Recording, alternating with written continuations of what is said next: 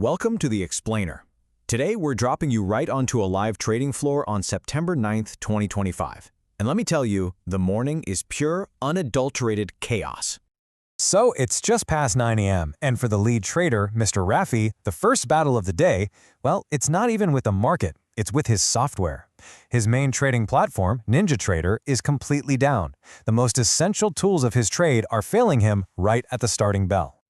And you know, it's not just the tech. He's just moved into a brand new office, and the room itself is fighting him. The glare is overwhelming, the new setup, everything's just creating these little unexpected roadblocks.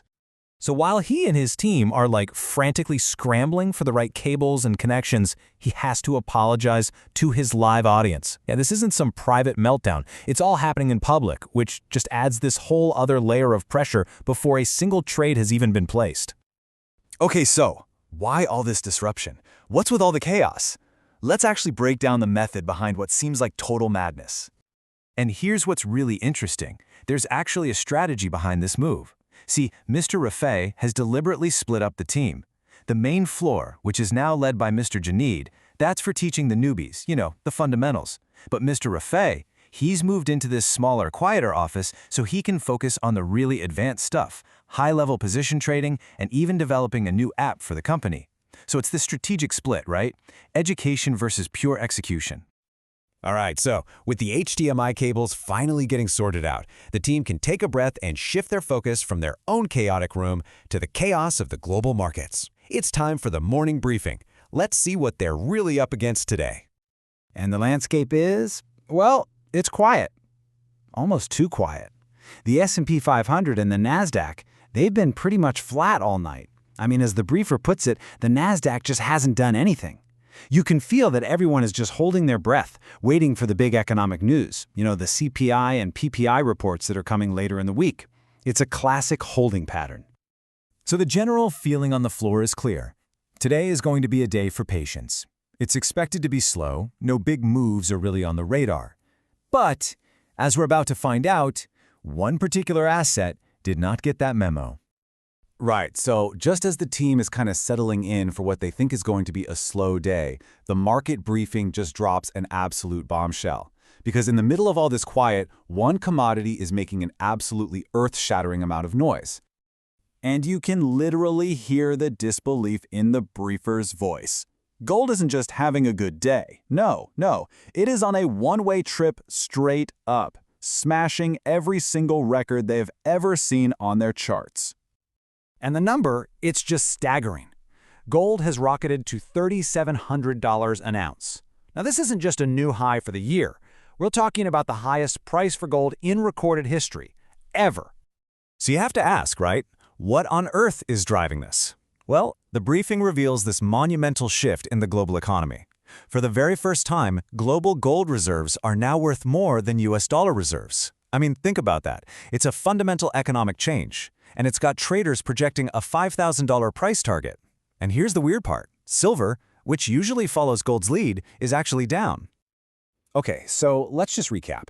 We've got a flat stock market, a historic gold rush, and a team that's still literally plugging in monitors. So to really understand Mr. Raffi's very specific game plan here, we need to quickly get on the same page with three key terms he's about to use. First up is R2, or resistance. Just think of it like a price ceiling, a level where an asset has a tough time breaking through because sellers tend to show up. And the opposite of that is S2, or support. You guessed it. This is like a price floor, a level where buyers usually step in and prop the price up. And finally, we have divergence. This is a really key warning sign. It's when the price is moving in one direction, but a related indicator is moving in the opposite direction. It's kind of like the engine is revving, but the car is not speeding up. It signals that a trend might be running out of gas. All right, so with that lingo in our back pocket, let's see how Mr. Raffi actually creates a clear, disciplined game plan out of all this morning chaos. And this is what's so fascinating. Despite all of those distractions, the sunlight, the broken software, the missing cables, his actual market strategy is the total opposite of chaotic. It's incredibly calm. He confirms he has absolutely no intention of trading right away. Instead, he's just going to wait. He's going to let the market come to him at his predetermined levels. And here is that plan, laid out with crystal clarity. For the NASDAQ, step one is simple. Recognize that the market is flat and just be patient. Wait. Step 2, this is his main plan, he's only going to enter a trade if the price goes all the way up to that R2 ceiling. That's his spot. And step 3, his backup plan, if the price falls, he won't even think about trading until it hits the S3 floor, way down at 23,620.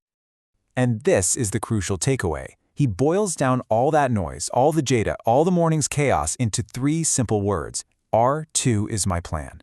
It just goes to show you that behind that frantic search for an HDMI cable, there is a core of absolute, unwavering discipline. And it really leaves you with a fascinating thought, doesn't it? I mean, we think of modern finance as this super high-tech world of algorithms and AI. But on this chaotic Tuesday morning, it was just a powerful reminder that high-stakes success can still come down to the simplest things. Like having the right cable and a good pair of shades.